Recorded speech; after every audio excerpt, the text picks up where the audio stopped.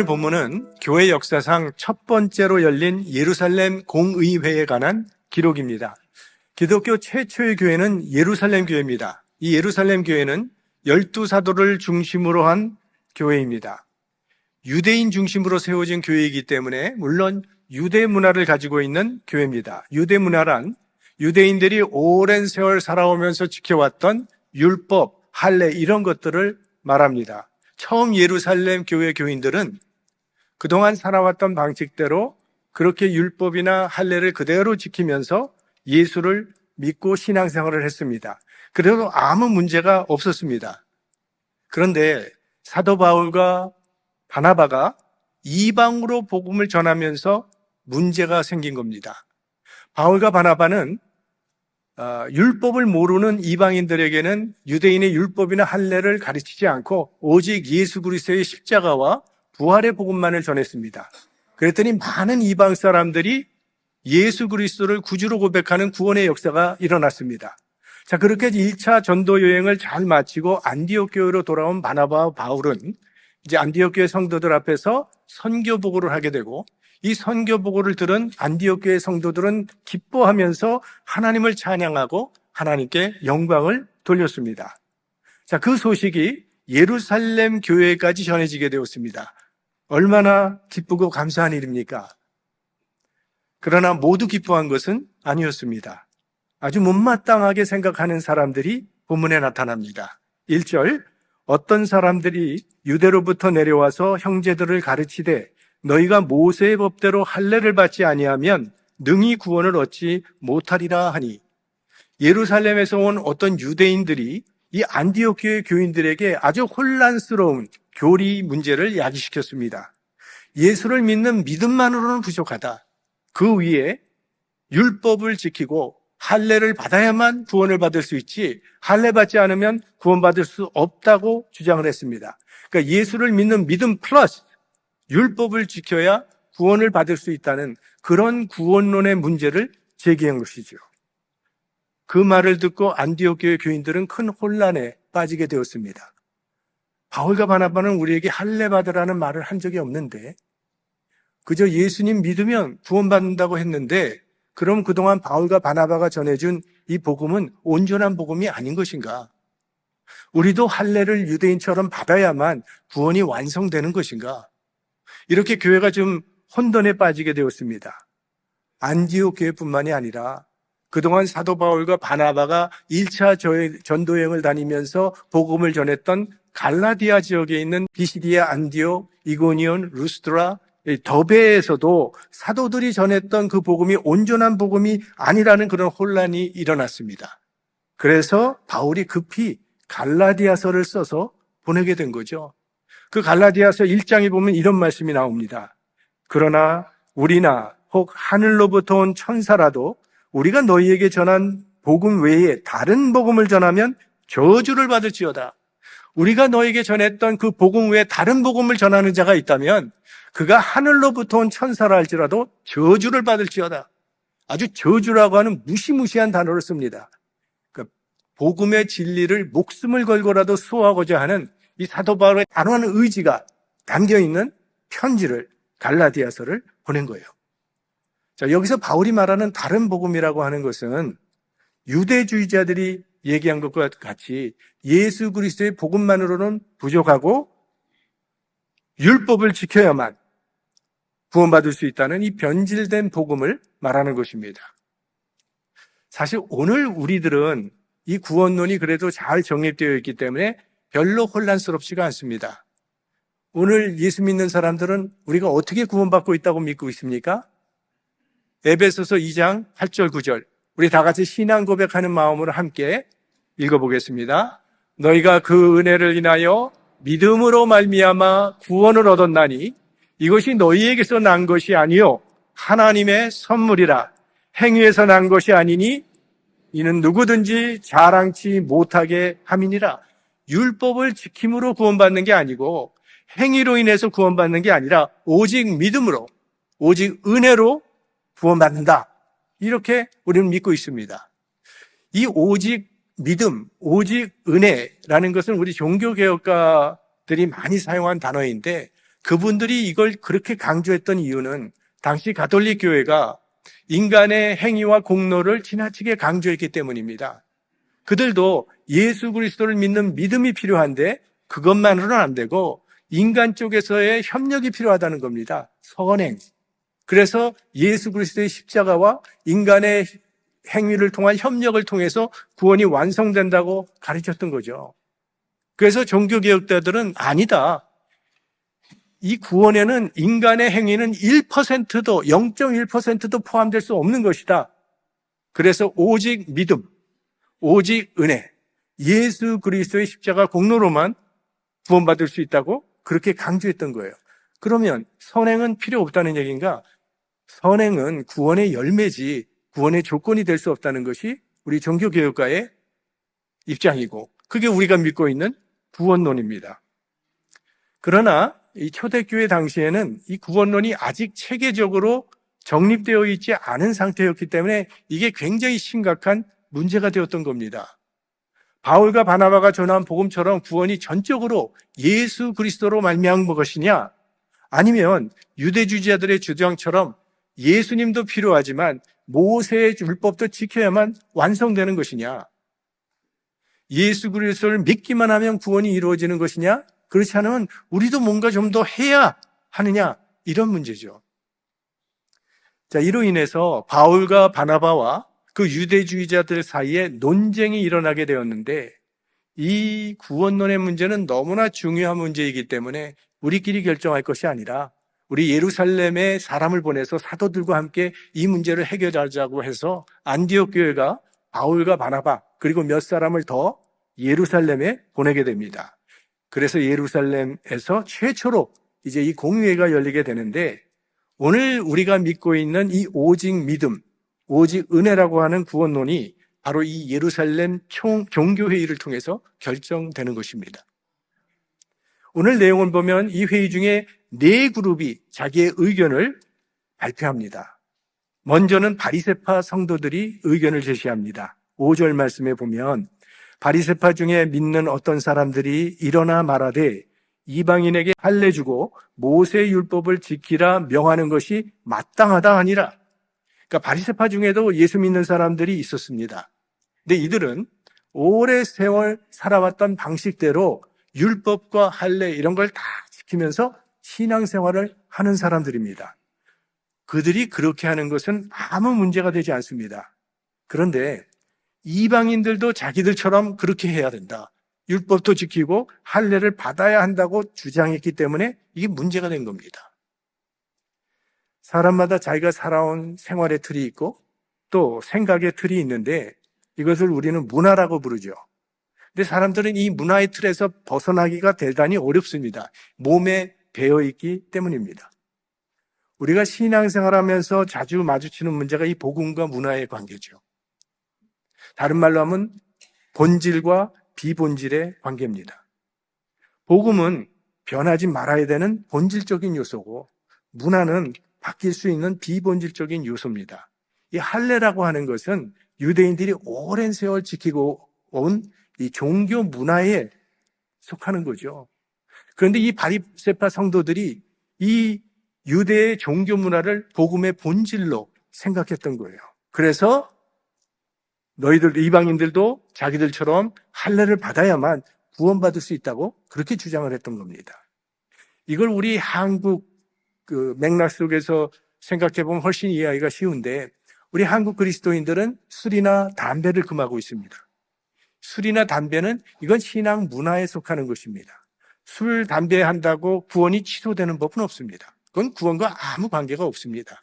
하지만 이게 신앙 문화이기 때문에 그렇게 지키는 것인데, 당신 술, 담배 끊지 않으면 구원 못 받아, 이런 말을 한 거나 마찬가지라는 거죠. 유대주의자들이 이방인들을 향해서. 이 문화적인 요소를 복음적인 요소로 절대화시키게 되면 이러한 어려운 문제가 발생하게 돼요. 어떤 교회 갔더니 신발을 벗으라고 하더라고요. 그러니까 그 교회는 강대에 올라갈 때 신발을 벗고 올라가는 그런 문화가 있는 교회입니다. 하나님 앞에서 모세가 신발을 벗었던 것 같은 그런 경건한 마음으로 강대에 올라오라는 그런 좋은 의도일 것입니다. 그런데 거기까지는 좋은데 그러면서 우리 교회는 보수라고 얘기를 해요. 신발을 벗으면 보수고 신발을 신고 올라오면 진보가 되는 그런 얘기가 돼버리는 거죠. 보수라고 할 때 문화적인 보수를 신앙적인 보수로 오해하는 경우가 참 많죠. 신발을 벗고 올라가나 신발을 안 벗고 올라가나 이건 어디까지나 그 교회의 신앙 문화입니다. 그리고 신앙 문화는 교회마다 다 달라요. 교회마다 나름대로 우리 교회도 우리 교회에 문화가 있고 틀이 있지 않습니까? 교인들 간에 암묵적으로 뜻이 통해서 성립된 그런 좋은 문화들이 있어요. 이런 말은 우리 교회에서는 하면 안 되고 이런 말은 해도 되고 이런 옷은 우리 교회에 잘 안 맞고 이런 행동 그건 괜찮고 저런 행동은 하면 안 되지 하는 어떤 틀이 있는데 이 공동체의 연합과 평화를 위해서 그런 것을 존중할 필요가 있습니다. 하지만 그런 것을 절대화시켜서 거기에 잘 맞지 않는 사람을 쉽게 평가해버리는 일은 없도록 주의를 해야 합니다. 어떤 사람이 와서 어떤 행동을 했는데 당신 우리 교회에서는 그런 행동하면 안 돼. 길을 확 꺾어버리는 그런 경우 있죠. 문제는 하나님도 그렇게 생각하실까라는 것입니다. 하나님도 그걸 싫어하실까라는 점이죠. 우리 장로교인들이 가끔 오순절 교회 가서 예배드리고 오면 좀 불편해하는 그런 얘기를 해요. 아니 좀 예배가 경건하지 못하고 저렇게 소란스럽게 요란하게 예배를 드려야 되느냐. 우리만 그런 게 아니라 또 오순절 교인들은 장로교회 오면은 뭐 시체들만 있느냐 왜 이렇게 조용하냐 이거 뭐 예배 같지가 않아 이러잖아요. 그건 다 신앙 문화일 뿐이죠. 신앙 문화의 다양성을 인정하지 않으면 독선과 교만에 빠지게 되는 거죠.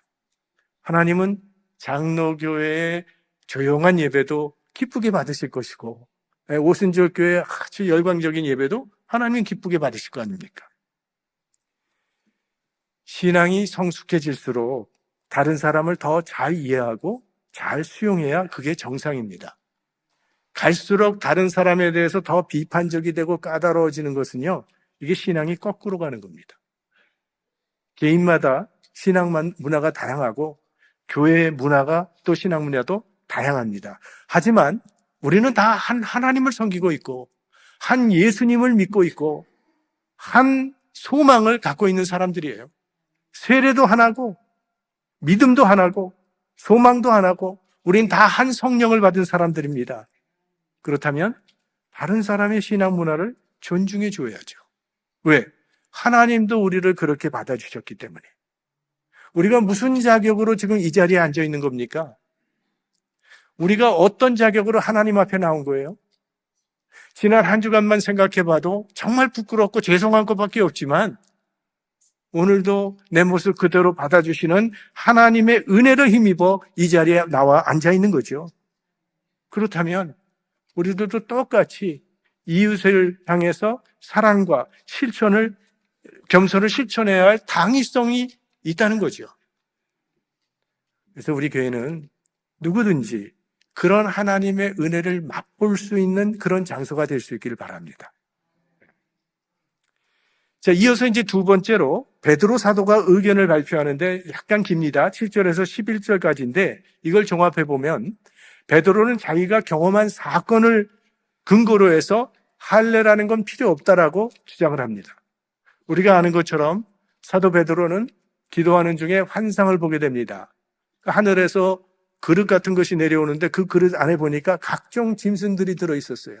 근데 그 짐승들은 유대인들이 부정하게 되어 있는 율법으로 먹지 못하도록 되어 있기 때문에 그런 부정한 동물인데 하나님이 베드로에게 그걸 잡아먹으라고 말씀을 하십니다. 그래서 베드로는 저는 그거 먹을 수가 없습니다 했더니 하나님께서 내가 깨끗게 한 것을 네가 속되다 하지 말라. 자, 이렇게 똑같은 환상을 3번 반복해서 본 베드로가 도대체 이게 무슨 뜻인가 라고 고민하고 있을 때 마침 이방 사람 고넬료의 집에서 베드로를 초청하는 사람이 와서 그 초대를 받고 이게 하나님이 보내시는 뜻인가 보다 해서 고넬료의 집에 들어가서 설교를 했는데 설교를 하면서 베드로가 거기서 아주 새로운 경험을 체험하게 됩니다. 오순절 유대인들에게 임했던 그 성령의 사건이 똑같이 이방 고넬료의 집에서도 이루어지는 것을 경험하게 되죠. 할례받지 않은 사람들인데 하나님께서 그들을 구원하시고, 율법도 모르는 사람인데 성령을 받는 것을 베드로가 목격했어요. 자, 이 체험을 근거로 해서 오늘 베드로는 자기 의견을 발표합니다. 10절입니다. 그런데 지금 너희가 어찌하여 하나님을 시험하여 우리 조상과 우리도 능히 매지 못하던 멍에를 제자들의 목에 두려느냐. 우리가 옳다 그르다 하기 전에 하나님께서 이미 이방 사람들 구원하셨다는 거예요. 할례 안 받은 사람 구원하셨고, 율법 모르는 사람에게 성령을 보내주셨는데, 그런데 어찌하여 하나님을 시험하려고 합니까? 하나님이 이미 다 하신 일에 대해서 우리가 이렇다 저렇다 할 것이 아니라는 주장이에요. 그러면서 사도 베드로가 율법에 대해서 여기 말을 하죠. 여러분들이 주장하는 그 율법은 우리 조상들도 제대로 지키지 못했고 우리도 제대로 지키지 못하고 있고, 그런 율법을 왜 다른 사람에게 지키라고 강요하는 것입니까? 누가 율법을 온전히 지킬 수 있느냐는 그런 얘기죠. 아브라함도 못 지켰고 모세도 못 지켰고 다윗도 못 지켰고 인류 역사 가운데 율법을 온전히 지켰던 사람은 한 사람도 없었습니다. 오직 하나님의 아들 예수 그리스도께서 율법을 완전히 지키셨어요. 그러므로 우리는 율법을 지킴으로 구원받는 것이 아니라 율법을 완성시키신 예수 그리스도를 믿음으로 구원받게 된다는 것입니다. 그러면서 사도 베드로가 결론을 내죠. 11절. 우리가 저희와 동일하게 주 예수의 은혜로 구원받는 줄을 믿노라 하니라. 유대인이나 할례받지 못하는 이방인이나 우리 다 동일하게 예수 그리스도의 은혜로 구원받는다고 결론을 내려요. 그러니까 한국인이나 미국인이나 아프리카에 사는 사람이나 인도네시아에 사는 사람이나 구원받는 길은 동일하다고 그렇게 얘기하는 거예요. 그 길은 오직 예수 그리스도의 은혜로 구원받게 된다. 세상 모든 종교는요, 자신의 의를 만들어가는 겁니다. 인간 스스로 노력을 해서 구원에 이르고자 하는 것. 그러나 기독교가 말하는 구원은 거기에 대해서는 인간의 행위와는 아무 관계가 없습니다. 왜냐하면 구원은 하나님께서 값없이 주시는 은혜의 선물이기 때문이에요. 그래서 기독교를 은혜의 종교라고 부르는 것입니다. 자, 이게 베드로의 의견입니다. 그리고 그 다음에 이제 사도 바울과 바나바의 의견이 나오는데, 이건 여러 번 나왔고, 그리고 뭘 주장하는지 이미 베드로와 동일한 주장이기 때문에 여기에 길게 기록하지 않았습니다. 12절에 그냥 간단하게 기록하고 넘어갑니다. 그러나 베드로와 동일한 주장이고. 자, 그리고 마지막에 네 번째로 이 회의의 의장 역을 맡은 야고보 사도가 이제 결론적인 발언을 합니다. 자, 여기 나오는 야고보는 예수님의 동생 야고보로, 처음에는 예수님을 믿지 않았지만 부활하신 예수님을 만난 후에 예수님을 믿고 따르게 된 예수님의 제자요, 또한 사도입니다. 이분은 비록 뒤늦게 예수를 믿기는 했지만 아주 대단한 영적인 권위와 이 신앙인의 인격을 겸비한 그런 지도자였기 때문에 예루살렘 교인들의 많은 존경을 받았습니다. 이분이 사실은 예루살렘 교회의 감독입니다. 그래서 오늘 이 회의, 지금 경조회의의 의장 역을 맡은 사람이에요. 자, 이 야고보 사도가 마지막으로 구약 성경에 나오는 아모스 선지자의 예언을 근거로 해서 자신의 의견을 발표합니다. 그게 우리 15절에서 18절까지 말씀인데요. 우리 한번 함께 해보도록 하겠습니다. 선지자들의 말씀이 이와 합하도다 기록된 바, 이후에 내가 돌아와서 다윗의 무너진 장막을 다시 지으며 또 그 퇴락한 것을 다시 지어 일으키리니 이는 그 남은 사람들과 내 이름으로 일컬음을 받는 모든 이방인들로 주를 찾게 하려 함이라 하셨으니, 즉 예로부터 이것을 알게 하시는 주의 말씀이라 함과 같으니라.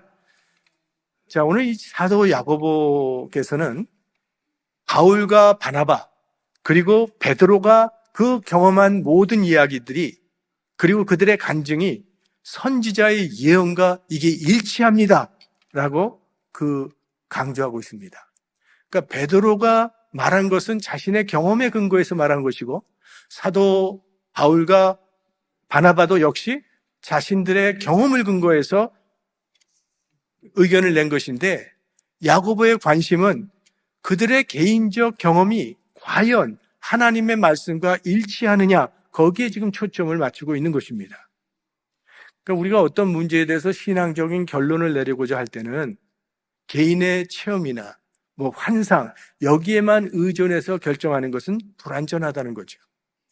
개인의 체험과 환상은 기록되어 있는 하나님의 말씀과 일치해야 한다는 거예요.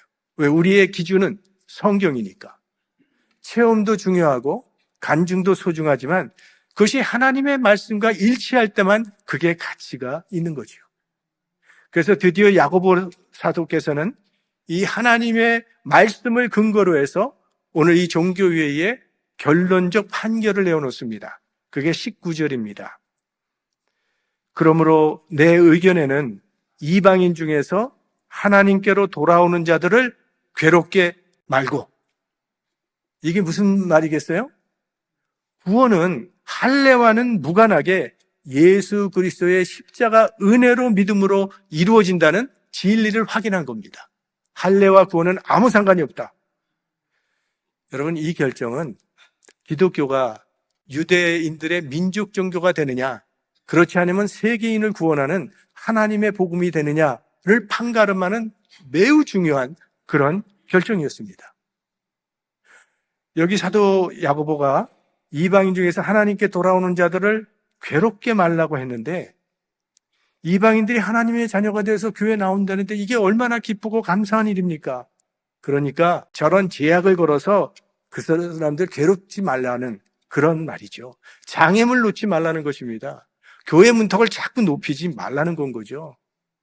문턱이 높아진다는 것은 복음의 은혜보다도 인간의 기준이 더 높다는 그것을 의미하는 거니까. 그래서 야고보 사도는 자꾸 문턱을 높여서 이방인들의 마음을 괴롭게 하지 말라고 권고를 합니다. 구원은 오직 은혜로 얻는 것이니까 이방인에게 할례와 같은 이 유대 민족의 문화를 강요하지 말라는 거예요. 동시에 이방 그리스도인들 역시 유대인에게 혐오감을 주는 이방 풍습을 자제해달라고 권고를 합니다. 20절과 21절 말씀. 다만 우상의 더러운 것과 음행과 목매어 죽인 것과 피를 멀리하라고 편지하는 것이 가하니 이는 예로부터 각 성에서 모세를 전하는 자가 있어 안식일마다 회당에서 그 글을 읽음이니라 하더라. 세 가지를 제시합니다. 우상의 제물을 먹지 말라. 그리고 음행을 피하라. 목매어 죽인 것이나 피를 먹지 말라. 이거는 그동안 모세 율법을 계속 들었던 유대인들, 그들을 배려하는 그러한 제시입니다. 이건 구원의 조건이 아니라 덕을 세우기 위한 권고 사항이에요. 믿음이 약해서 율법 가운데 있는 유대인들이 있기 때문에 이들을 배려하는 차원에서 제안을 한 겁니다. 그러니까 신앙 편에서는 바울 편을 들어주고 문화에 있어서는 유대인 편을 야고보 사도가 들어준 겁니다. 오직 은혜로, 오직 믿음으로 구원 얻는다는 원칙을 원칙대로 지키면서도 유대인들을 존중해주는 차원에서 이런 제안을 한 거죠. 그래서 진리도 지키고 약한 자도 배려함으로 절충안을, 아주 지혜로운 절충안을 사도 야고보가 제시해 준 겁니다. 이거 보면 야고보 사도는 정말 훌륭한 지혜로운 지도자입니다. 우리가 어떤 결정을 하고자 할 때는 원칙을 지키려고 하면 관계가 어려워지고 깨어지고, 그렇다고 관계를 지키려고 하면 원칙이 깨어지는 경우가 참 많습니다. 원칙과 관계를 함께 유지한다고 하는 것 대단히 어려워요. 그런데 오늘 야고보 사도는 원칙도 지키고 관계도 지켰어요. 그렇게 할 수 있었던 비결은 상대방을 배려하는 마음, 그것이 둘 다 지키는 것을 가능케 한 것입니다. 유대인은 이방인을 배려해주고 이방인은 유대인을 배려해주는 마음으로 대하니까 이게 가능해진 거죠. 사도 바울 선생께서 우상에게 바쳐진 제물 이야기를 고린도서에서 하는데 우상에게 바쳐진 고기 나는 얼마든지 먹을 수 있다고 했습니다. 우상이라는 건 그건 아무것도 아니고 난 그러니까 이거 먹는 거 자유롭다고 그렇게 얘기를 했어요. 그리고 그게 믿음이 강한 사람이라고 얘기를 했습니다. 하지만 내가 이 우상에게 바쳐진 제물을 먹는 걸 보고 시험에 드는 믿음이 연약한 사람들이 있을까 봐 나는 고기를 먹지 않겠다. 원칙도 지키고 관계도 지켰죠. 이웃을 배려하는 마음으로. 제가 아까 한국의 신앙 문화인 술, 담배 얘기를 했는데 담배 저는 자유해요. 그러니까 저는 오늘부터 담배 피겠습니다. 그러면 우리 성도님들이 우리 목사님 참 자유한 분이셔. 존경해. 이런 분이 있을까요? 진리를 향한 열정과 동시에 서로를 배려하는 사랑이 있을 때 공동체는 하나를 이루게 되는 것이죠. 자, 이렇게 해서 이제 합의점을 찾자 그 결정사항을 편지에 기록해서 예루살렘 교회 대표단을 바나바와 바울과 함께 안디옥 교회로 보내서 그 안디옥 교회에서 예루살렘 교회에서 종교회에서 있었던 일들을 낱낱이 편지에 적어서 그거를 그들에게 전달하는 이야기가 오늘 읽지는 않았지만 그 끝부분에 나오는 이야기입니다. 30절과 31절을 제가 보겠습니다.